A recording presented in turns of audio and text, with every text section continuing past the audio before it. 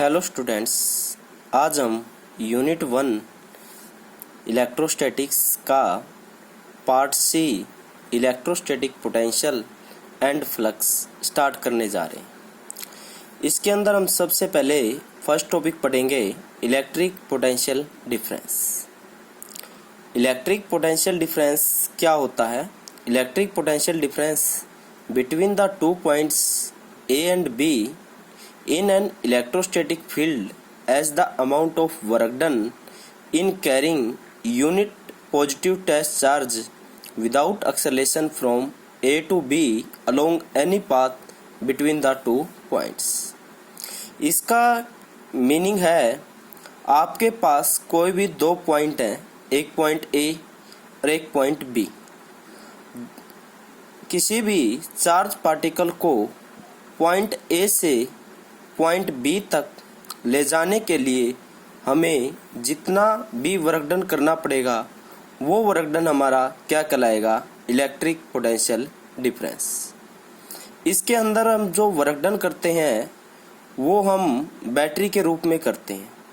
जब हम किसी भी करंट कैरी कंडक्टर के टर्मिनल्स को हम क्या बैटरी के साथ कनेक्ट करते हैं तो वो बैटरी का जो कार्य है वो उस चार्ज पार्टिकल को एक पॉइंट से दूसरे पॉइंट तक ले जाने का कार्य होता है। तो वो जो हमारी जो बैटरी होती है जितने वोल्ट की, वो बैटरी हमारी क्या कहलाती है? उन 2 टर्मिनल के बीच में पॉइंट A एंड B के बीच में इलेक्ट्रिक पोटेंशियल डिफरेंस कहलाती है। जो हमारा इलेक्ट्रिक पोटेंशियल डिफरेंस होता है, इसके अंदर जो वर्क डन किया जाता है वो वर्क डन पाथ पर डिपेंड नहीं करता। वो पॉइंट इनिशियल पॉइंट और फाइनल पॉइंट की पोजीशन पर डिपेंड करता है। हम मान लेते हैं कि पॉइंट A पर हमारे पोटेंशियल की वैल्यू VA है और पॉइंट B पर पोटेंशियल की वैल्यू VB है। अगर हम चाहते हैं इन दोनों पॉइंट के बीच में इलेक्ट्रिक पोटेंशियल डिफरेंस को कैलकुलेट करना, तो हमारे पास जो electric potential difference del V है वो इक्वल होगा electric potential B minus electric potential A। जो इलेक्ट्रिक पोटेंशियल होता है उसका फार्मूला होता है वर्क डन अपॉन में चार्ज। तो यहाँ पर हमारा जो पोटेंशियल डिफरेंस है वो उसका फार्मूला हो जाएगा work done from A to B upon में Q।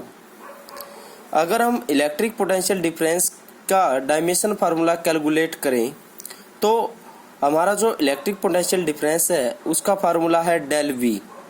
वो इक्वल है work done from A to B upon में Q। वर्क डन का डायमेंशन फार्मूला होता है M1 L2 T-2 और चार्ज का डायमेंशन फार्मूला होता है AT A1 T1। तो यहाँ पर हमारे पास इलेक्ट्रिक पोटेंशियल डिफरेंस का डायमेंशन फार्मूला हो जाएगा M1 L2 T-3 A-1। जो इलेक्ट्रिक पोटेंशियल डिफरेंस होता है उसकी जो SI यूनिट है वो होती है वोल्ट। हम इसकी कुछ अदर यूनिट भी बना सकते हैं, जैसे कि हमारा इलेक्ट्रिक पोटेंशियल डिफरेंस इक्वल है वर्क डन अपॉन में चार्ज।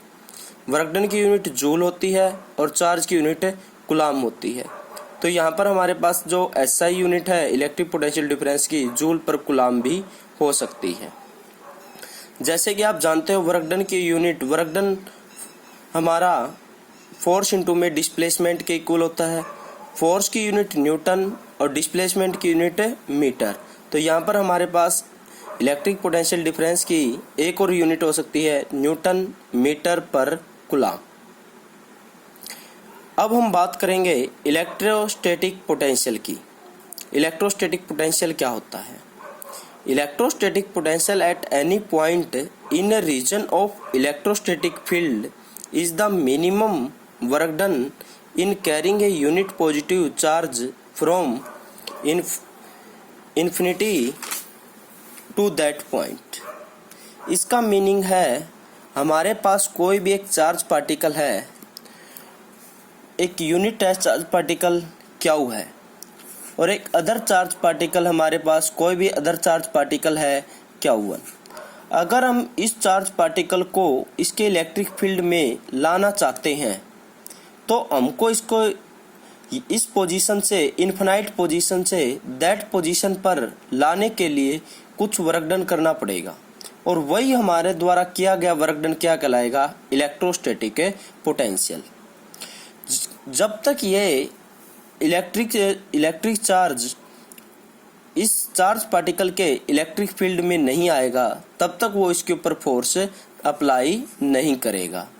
तो इस चार्ज पार्टिकल को जो इनफाइनाइट पोजीशन पर है, उसको infinite position say that position इस चार्ज पार्टिकल के इलेक्ट्रिक फील्ड में लाने के लिए, या दैट पोजीशन तक, दैट पोजीशन का मीनिंग यहाँ पर है जहाँ से इस चार्ज पार्टिकल का इलेक्ट्रिक फील्ड स्टार्ट होता है। तो इस चार्ज पार्टिकल को इस यूनिट टेस्ट चार्ज पार्टिकल के इलेक्ट्रिक फील्ड में या फिर दैट पोजीशन तक लाने के लिए हमारे द्वारा जो कम से कम वर्क डन या मिनिमम वर्क डन किया जाता है, वो वर्क डन हमारा क्या कहलाता है, इलेक्ट्रोस्टैटिक पोटेंशियल।